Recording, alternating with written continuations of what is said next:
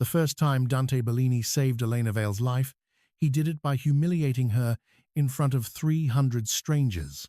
She was seated beneath a chandelier the size of a frozen star, her fingers hovering above the ivory keys of a black Steinway in the grand ballroom of the Hotel Aurelia in Venice. Outside, rain dragged silver lines down the tall windows. Inside, diamonds flashed at women's throats, champagne trembled in crystal glasses, and every wealthy guest in the room seemed to be holding their breath for the final movement of her song. Elena had written the piece for her father. That was what she believed, a farewell, a confession, a song made from grief. She had no idea it was also a lock. She had no idea the last 27 notes contained a code men had killed for. And she had no idea that if she played them to the end, the man in the third balcony would put a bullet through her heart before the applause began. Her hands lowered, the music darkened. The ballroom disappeared from her mind the way it always did when she played. There was only breath, memory, and the aching shape of the melody. Her black dress pooled around the bench, a loose strand of chestnut hair had fallen against her cheek. Her father's old silver ring, too large for her finger and looped on a chain around her neck, rested cold against her skin. She reached the final passage. Then a chair scraped across marble. A man stood in the center of the ballroom. Stop. One word. Calm. Low. Absolute. The note died beneath Elena's fingers. The whole room turned. Dante Bellini did not raise his voice. He did not need to. Men like him did not shout. The world quieted itself to hear what they wanted. He stood between the front tables in a black tuxedo, tall and still, with dark hair combed back from a face so controlled it seemed carved rather than born. His eyes were fixed on Elena, not on the piano, not on the guests, on her, and there was something in that stare that reached across the ballroom and closed around her throat. Fear moved through the room before anyone admitted to feeling it. Elena knew his name because everyone in Venice knew it, even if they pretended not to. Dante Bellini owned hotels, ports, galleries, charities, restaurants, and at least half the politicians who smiled too warmly at him in public. He was called a businessman in newspapers. In whispers, he was called something else, a king without a crown, a criminal without a confession, a man whose enemies vanished into the lagoon. Elena lifted her chin, still seated at the piano, her heart punching against her ribs. "Excuse me?" Dante walked toward the stage. No one stopped him. 2 security guards near the gold doors lowered their eyes. A senator, who had been smiling seconds earlier, looked suddenly fascinated by his champagne. A woman in emerald silk touched the cross at her throat. Dante stopped at the edge of the stage and looked up at Elena as though the entire room had ceased to exist. "You're finished for tonight." Heat rose behind her eyes. Not tears, rage. She had spent 8 months preparing for this performance. 8 months living on cheap coffee, rehearsal rooms, and the hope that this night might finally return her name to the world after scandal had buried it. She had crossed an ocean for this. She had played through grief for this. And this man, this cold, beautiful stranger with blood in his reputation, had decided to end it with one sentence. "I decide when I'm finished," she said. A small movement passed through the room. A collective inhale. Dante's gaze sharpened. For a moment, something like surprise touched his face. Then it vanished. "No," he said softly. "Tonight, you don't." Elena stood so quickly the piano bench scraped behind her. "You don't own this stage." "No," he said. "But I own the hotel." The insult landed cleanly. The audience watched with the cruel hunger of people witnessing someone else's ruin. Elena's fingers curled at her sides. She wanted to throw something at him. She wanted to finish the piece just to prove he could not command her like one of his men. But then she saw it, not fear in Dante's face. Fear behind it, buried deep. Controlled so tightly, another woman might have missed it. His eyes flicked once, barely, toward the balcony. Elena followed the movement Before she could stop herself, a man in a grey suit stood half hidden behind a velvet column. His hand was inside his jacket. Her stomach turned cold. Dante stepped closer, blocking her view. "Walk away from the piano," he said. This time, his voice was quieter. Only she could hear it. "If you value your life, Elena Vale, stand up and come with me now." The sound of her full name in his mouth terrified her more than the man on the balcony, because she had never met Dante Bellini, and he looked at her as if he had been waiting for her for years.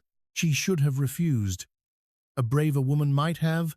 A foolish woman definitely would have. But Elena had spent enough of her life around powerful men to recognize when a room had turned into a trap, so she stepped away from the piano. The applause came late, confused and thin, as though the guests were not applauding the performance, but the fact that they were still alive. Dante offered her his hand. She looked at it, then at him. "I'm not taking that." His jaw tightened. "Good. Then walk beside me." She walked, not because he had commanded it, because the man in the balcony was still watching, and because, as Dante Bellini guided her through the ballroom without touching her, every armed man in the room subtly changed direction, forming a wall between Elena and the rest of the world. In the corridor outside, the sound of the ballroom vanished behind gilded doors. Elena turned on him. "What the hell was that?" Dante did not answer immediately. He looked down the corridor once, then at the mirrored wall, then at the reflection of the doors behind them. His stillness was not arrogance now. It was calculation. "Your final passage," he said, "was going to get you killed." Elena laughed once. It came out broken. "My music? Not your music." His eyes dropped to the ring on her necklace. "Your father's." The words struck harder than the humiliation. Elena stepped back. "Don't talk about my father." Dante's gaze returned to hers. "Then tell me why a dead accountant wrote a melody that unlocked $60 million stolen from the Conti family." For 1 second, Elena felt the hotel tilt beneath her feet. Her father had not been an accountant. Not to her, he had been the man who burned toast every Sunday, who hummed old jazz standards in the kitchen, who taught her that music could say what people were too afraid to confess. He had died 6 months ago in a car accident outside Boston with no warning, no goodbye, and no explanation for why 2 men in dark coats came to the funeral and stood at the back like they were guarding a secret. Dante watched the truth move across her face. "You didn't know," he said. It was not a question. Elena swallowed. "I don't know what game you think this is." "It isn't a game." A crash sounded from inside the ballroom. Glass breaking, then a scream. Dante moved before Elena understood the sound. He grabbed her wrist and pulled her behind him just as the corridor doors burst open and people flooded out in panic. Men shouted in Italian. A gunshot cracked through the gold corridor, violent and deafening. Elena froze. Dante's arm came around her waist, hard and protective, forcing her down as another shot shattered the mirror above them. Silver glass rained over his shoulders. He did not flinch. He covered her body with his. For half a second, Elena was pressed against him, trapped between marble and muscle, breathing in cedar, rain, and gun smoke. His heartbeat was steady. Hers was not. "Stay behind me," he said. "You're bleeding." "It isn't mine." That should have terrified her. Instead, the calm of it did. Men in black suits appeared from both ends of the corridor. Dante gave no dramatic command. He only looked once toward the ballroom doors, and his men understood. A black SUV was waiting at the private entrance by the canal. "Don't you put Elena inside it." She tried to pull away. "I'm not going anywhere with you." A bullet struck the stone wall beside the car. Dante looked at the mark, then at her. "You are." The door closed. The SUV tore into the Venetian night, rain slashing across the windows, the city breaking into fragments of water and gold. Elena sat rigidly in the back seat, one hand pressed to the chain around her neck, the other trembling against her thigh. Dante sat beside her, not touching her now. That was somehow worse. He looked out the window as if men had not just tried to murder her in a ballroom, as if this was an inconvenience. as if danger had always been a country he knew how to enter and leave. "Where are you taking me?" she asked. "Somewhere they can't reach you." "And who are they?" "The Countess." She stared at him. "Mafia." His eyes shifted to her, among other disappointments. "You say that like you aren't the same thing." A faint darkness touched his mouth. "I am not the same thing." "No, of course not." "You're probably worse." The driver's eyes flicked to the mirror. Dante did not look offended. He looked almost interested. "Most people don't say that to me. Most people probably want to live. And you don't?" Elena looked at the rain-blurred city outside, at the canals, at the bridges, at her reflection in the glass, pale and furious and frightened. "I wanted to play one song." Dante was quiet for a long moment. Then he said, "So did your father." The SUV entered an underground garage beneath a private palazzo on the Grand Canal. Elena was taken through a service elevator, past two guards, a hallway of dark portraits, and into a penthouse that looked less like a home than a throne room built for a man who trusted no one. High ceilings, black marble, tall windows facing the storm, a piano in the corner, covered in shadow. Of course, he had a piano. Men like Dante Bellini always possessed beautiful things, even if they did not know how to love them. A woman in a navy suit entered with a medical kit and cleaned a cut near Elena's shoulder from the shattered mirror. Dante stood across the room, speaking softly in Italian to his men. He never looked fully away from Elena. Not once. It made her skin feel too tight. When they were alone, he poured a drink and did not offer her one. "Your father worked for the Conti family," he said. Elena's head snapped up. "No. He handled financial architecture, offshore accounts, shell companies, art purchases, false trusts."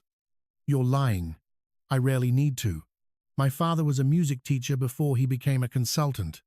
He was a brilliant man who made one mistake." "What mistake?" Dante looked at the ring around her neck again. "He stole from monsters." Elena's hand closed around the silver band. "He wouldn't." "He did." "Why?" "That is the question that has kept 3 families awake for 6 months.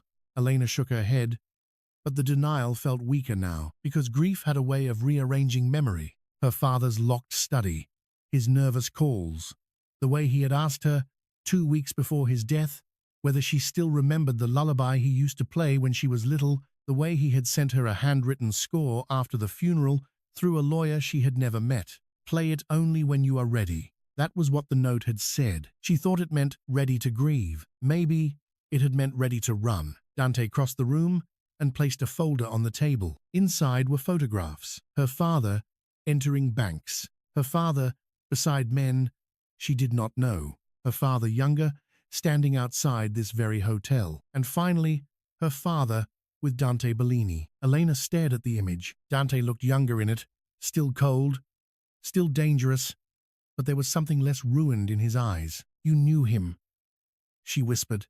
"Yes." "How?" "He saved my life once." The answer was so unexpected, she had no defense against it. Dante looked toward the rain. "Then he betrayed me." Elena looked at the photograph again. A strange ache opened behind her ribs. "What did he do?" "He hid something that belonged to the Countess before I could take it from them." "So you wanted it too?" "I wanted to keep it from starting a war." "That sounds noble." "It wasn't. It was strategic. One, 2, dot. At least you're honest about being terrible." This time, Dante looked at her for a long second. Not honest enough. The silence after that was worse than confession. Elena should have demanded a phone. Police, an embassy, anything normal. But normal had disappeared the moment a man in the balcony reached into his jacket. "What happens now?" she asked. Dante turned back. "Now you stay here." "No." "Yes. I'm not your prisoner." "No," he said. "You're my responsibility." Something in her chest reacted to that word. She hated it. "You don't get to decide that. I did when I stopped your funeral. You stopped my performance. I stopped both." Elena stood. "I want to leave." Dante's eyes hardened. If you leave this building tonight, Silvio Conti will take you before sunrise. He will put you at a piano. He will make you play the final passage. Then he will kill you because dead musicians do not argue over what they heard. Her throat tightened. You don't know the code? No, but you think I do. I think your hands do. She looked down at them. Her fingers had betrayed her before. They had remembered music her mind had forgotten. They had carried grief, fear, tenderness, and rage when words failed. Now a crime family wanted them. So what do you want from me? She asked. Dante's answer came too slowly. I want you alive long enough to find out why your father chose you. That night, Elena was given a bedroom facing the canal. Luxury looked different when every door had a guard outside it. The room was beautiful. Too beautiful. Pale silk walls. A bed wide enough to lose yourself in. A balcony with iron railings, slick from rain. Fresh clothes in the wardrobe that were exactly her size. That frightened her most. Dante had prepared for her, or someone had. She did not sleep. At 3 in the morning, she opened the bedroom door and found Dante standing in the hallway, not one of his men, him. His jacket was gone. His sleeves were rolled to his forearms. A gun rested low in his right hand, pointed at the floor. He looked at her as though he had known she would open the door. Do you guard all your hostages personally? She asked. Only the difficult ones. I'm leaving. No. I could scream. Yes. You don't care? I care very much. That is why I'm standing here. Elena hated the warmth that moved through her at that. She stepped into the hallway. He did not move back. The space between them became small. Too small. His eyes lowered briefly to her bare feet, then returned to her face. You're cold, he said. I'm angry. You can be both. She almost smiled. Almost. Then she remembered the ballroom. The balcony. Her father's photograph. Did my father really betray you? Dante's face closed. Yes. Did you kill him? The question changed the air. For the first time since she had met him, Dante looked wounded. Not openly, not dramatically, but something behind his eyes recoiled. No. Would you tell me if you had? No. The honesty struck her harder than a lie. Elena nodded once and tried to move past him. He caught her wrist, not roughly, just enough. Her pulse jumped beneath his fingers. Do not ask questions. You are not ready to survive, he said. She looked down at his hand. Let go. He did. Immediately, that mattered. She did not want it to. She returned to her room and closed the door. On the other side, Dante stayed all night. She knew because she sat with her back against the door until dawn and listened to the silence of a dangerous man refusing to leave. By morning, Venice had turned grey and pearl-colored beneath the rain. Dante brought her to the music room himself. The piano there was older than the one at the hotel, warmer in tone, with ivory keys worn by hands that had loved it. A sheet of music waited on the stand. Her father's final composition. Elena stopped at the threshold. You went through my things. I had them brought from the hotel. That's not better. No. He sat in a chair near the windows, not too close. Play. No. Elena. The way he said her name was not a command. It was a door closing. She folded her arms. You humiliated me in public, kidnapped me, told me my dead father worked for criminals, and now you want a private concert? I want to know what happens before the final passage. So I are a pianist. I need you. The words landed between them. Too simple. Too dangerous. Dante seemed to regret them the moment they left his mouth. Elena turned away first. That must have hurt. What? Admitting need. A faint shadow crossed his face. You have no idea. She sat at the piano because refusing him suddenly felt like giving him too much power over the music. The first notes rose softly. The piece began as a lullaby, almost tender. Then it shifted into something restless. Her father had written grief into the left hand and warning into the right. Elena felt it now, not as a daughter mourning him, but as someone reading a message from a man who had known he would die. Dante listened without moving. At the first unusual chord progression, his eyes narrowed. Again, he said. She stopped. Ask. His gaze lifted. What? Say please. Or ask like I'm a person. For a moment, she thought he would refuse on principle. Then he said, play that measure again. Please. It should not have felt like victory. It did. She played it. Dante rose slowly and came closer, studying the score over her shoulder. His presence changed everything. She could feel him behind her. Not touching, not even close enough to accuse, but near enough that the warmth of him reached her back. Her fingers felt ill. You make people nervous, she said. Only when they have reason. Do I? His eyes lowered to her hands. No. A soft, dangerous pause. You make me curious. She looked up at him. That was a mistake. Dante Bellini at a distance was intimidating. Dante Bellini up close was something else entirely. Beautiful in a way that felt unfair. Controlled in a way that felt violent. His eyes were dark enough to hide things in. Elena looked back at the keys.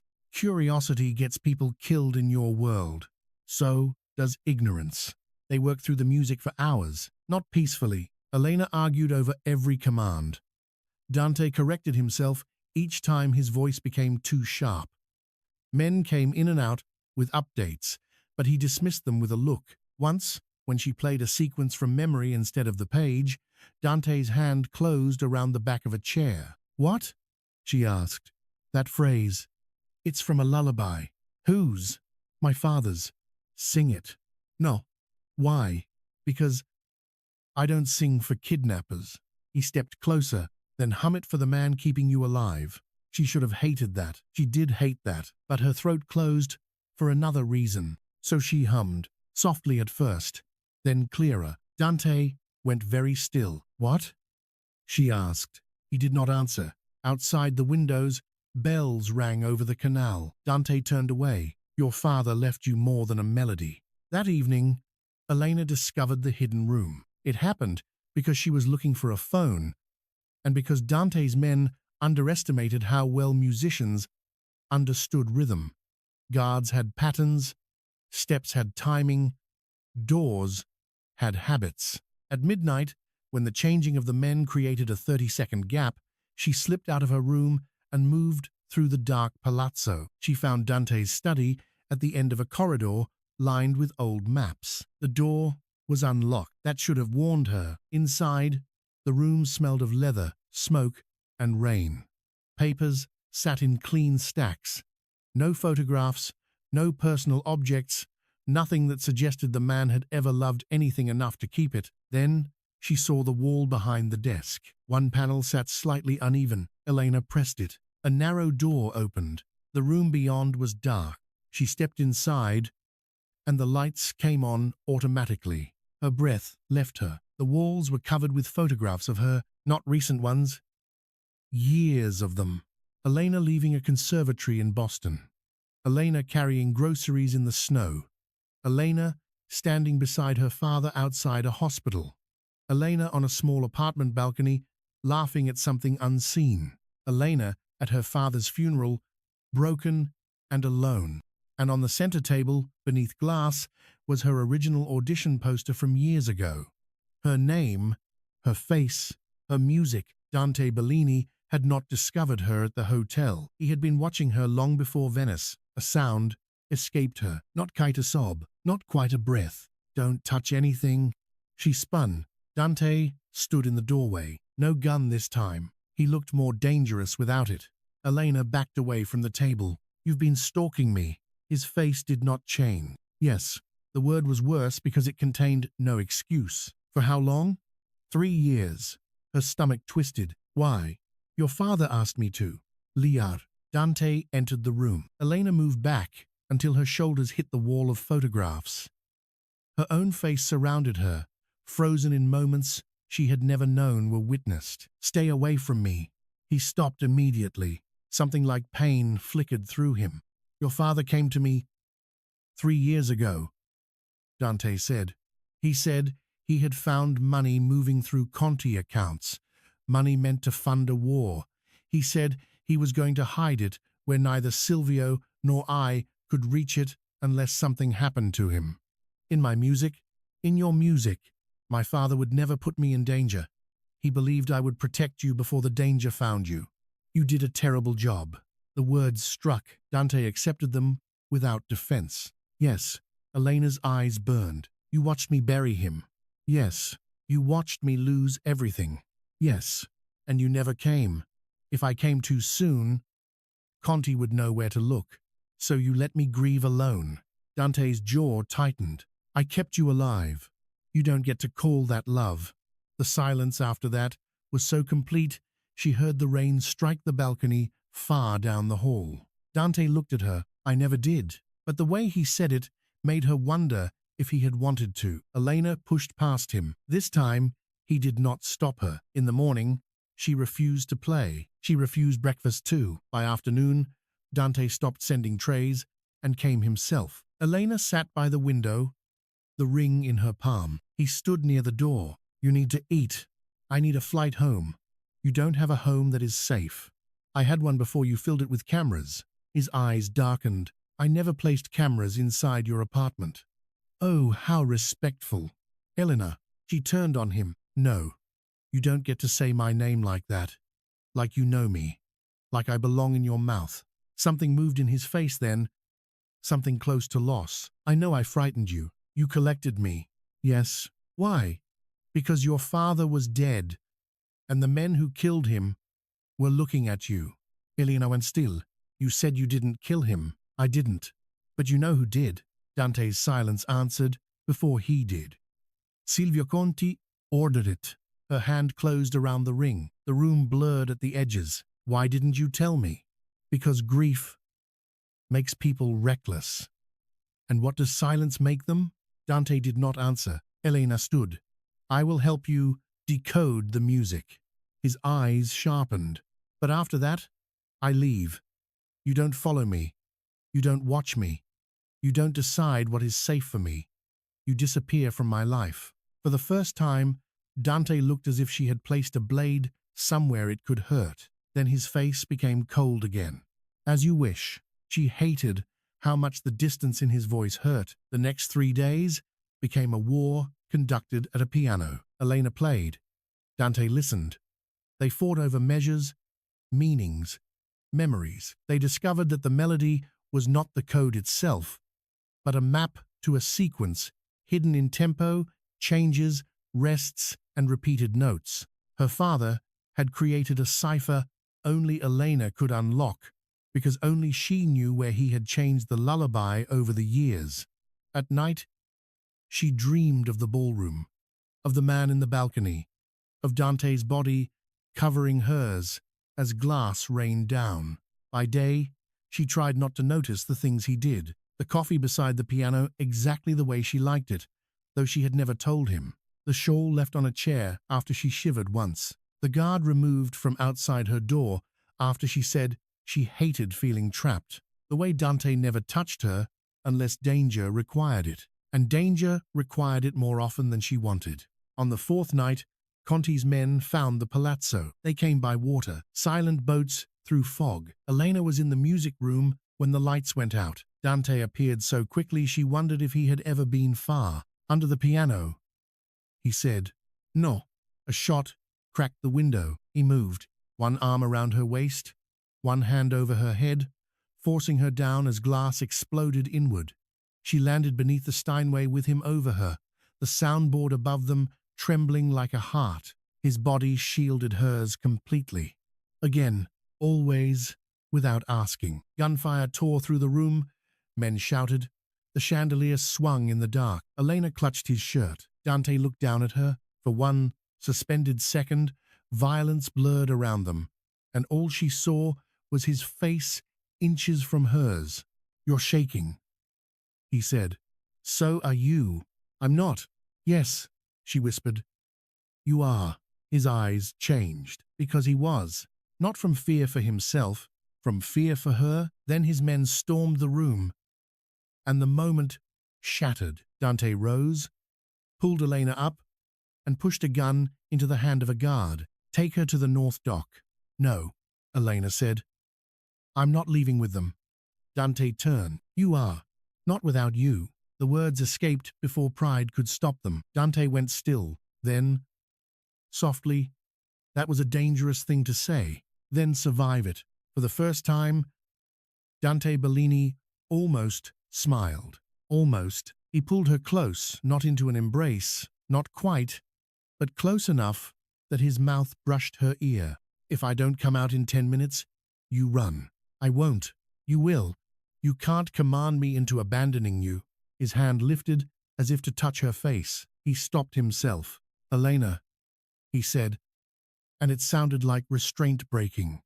Please. That one word undid her more than all his command. She went, but she did not run far. At the North Dock, fog covered the canal. Black water slapped against stone. Dante's men tried to put her into the boat. Then she heard the music, her father's melody, coming from somewhere across the water. Elena froze.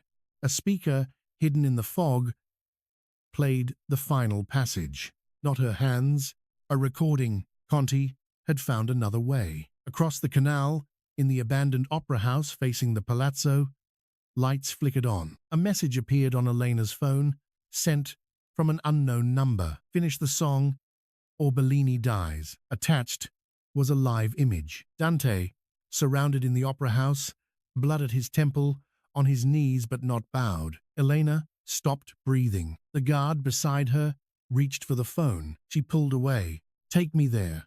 Absolutely not. She looked at him. Then I'll swim. He hesitated.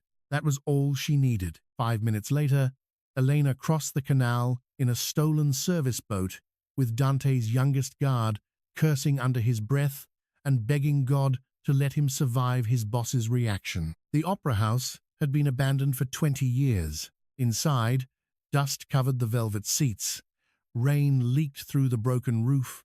Candles burned along the stage in a mockery of elegance. Silvio Conti waited beneath a torn red curtain. He was handsome in a polished, empty way.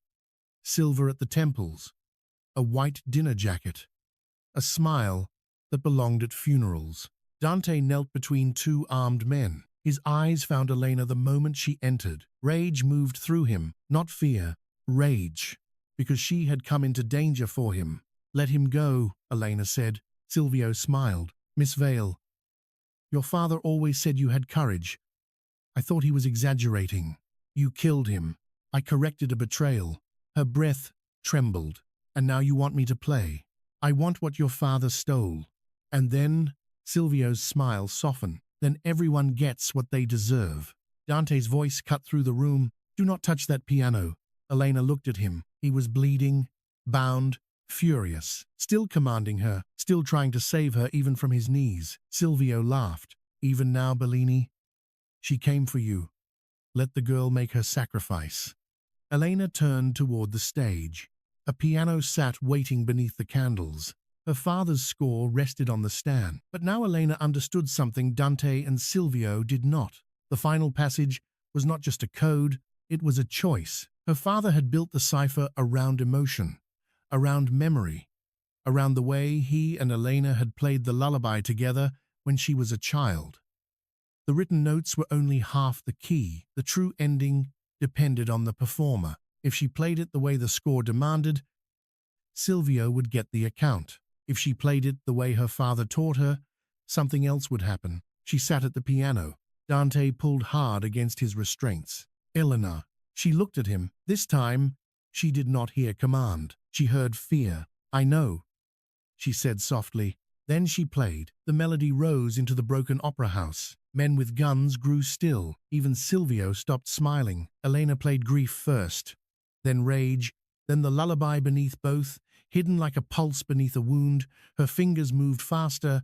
The final passage approached. Dante watched her with an expression she had never seen on him. Devotion with nowhere to hide. At the final 27 notes, Elena changed one. Just one. The old lullaby note, her father's note. The screens around the opera house flickered on. Banking ledgers appeared. Names.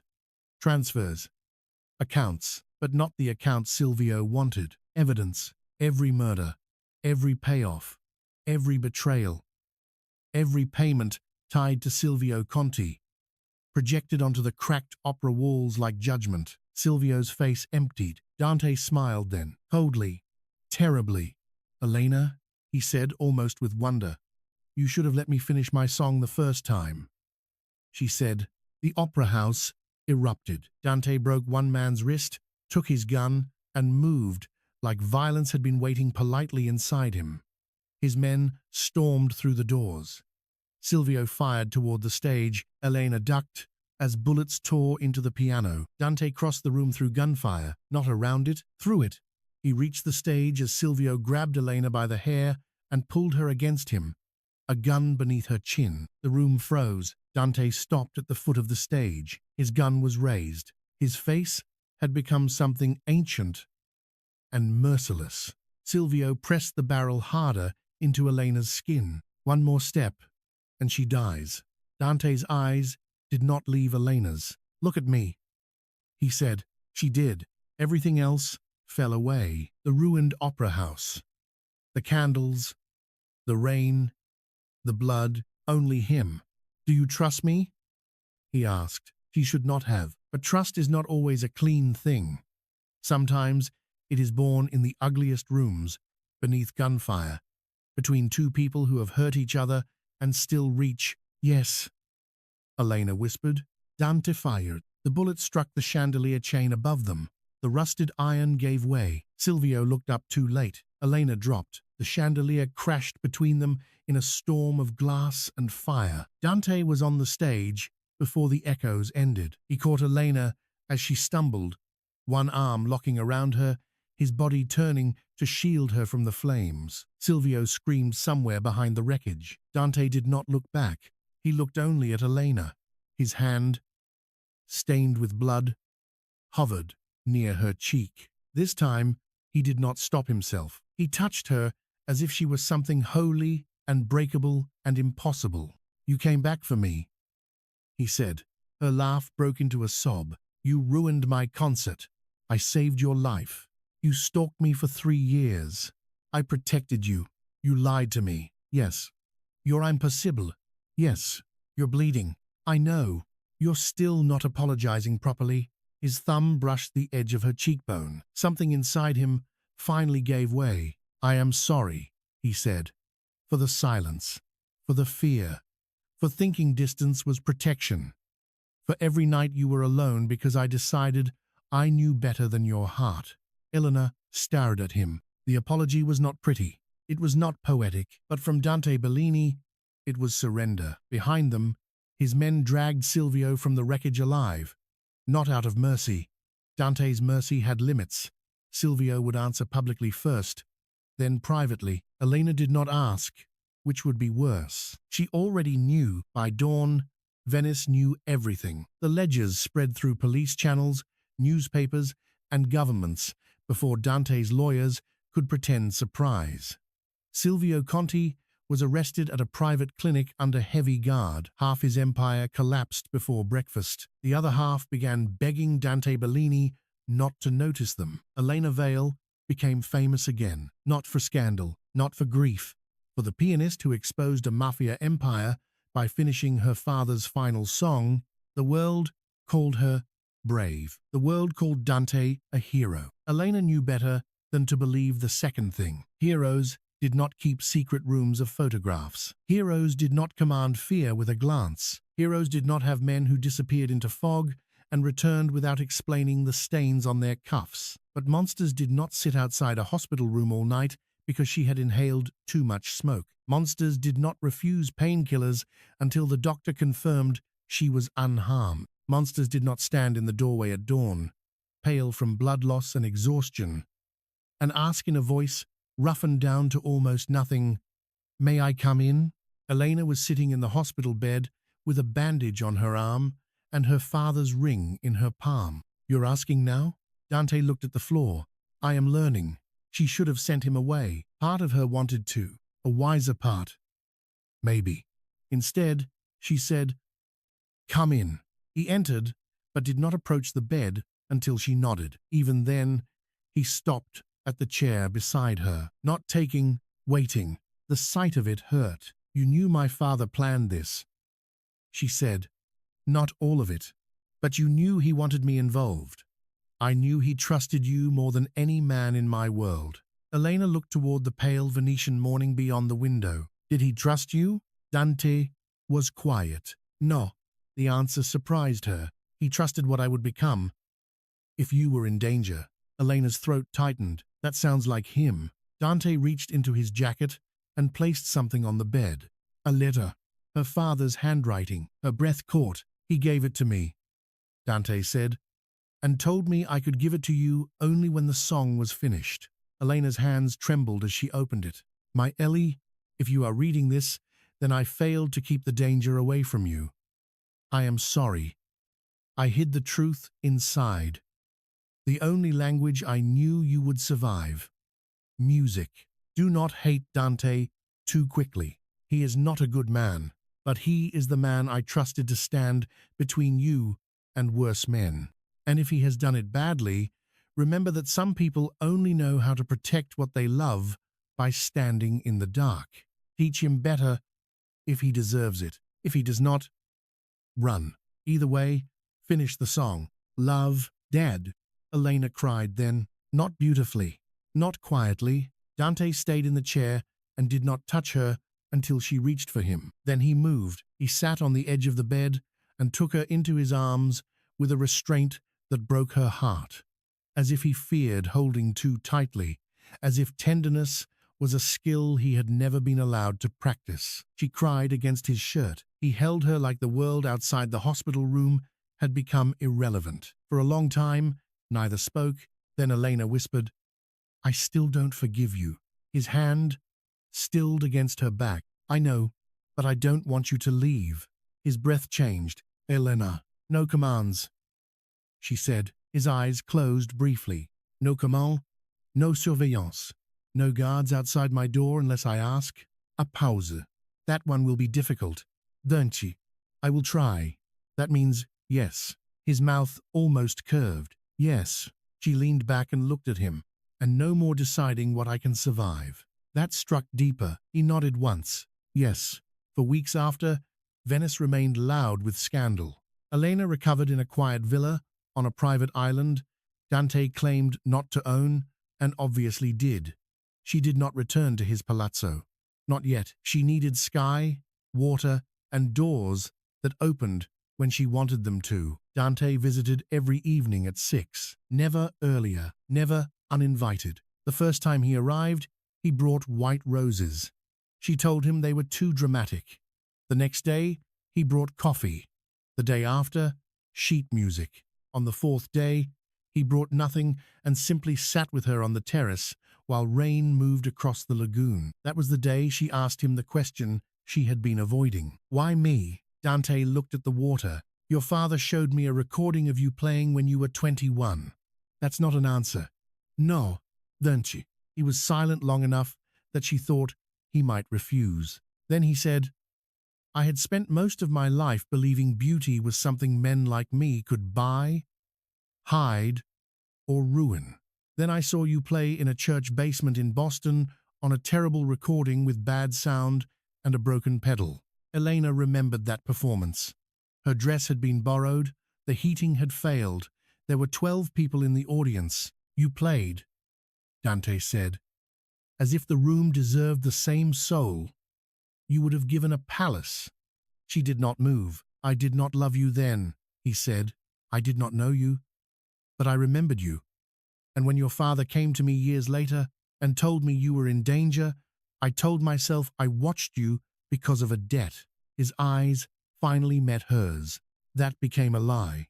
Elena's heart hurt with the danger of believing him. "And now?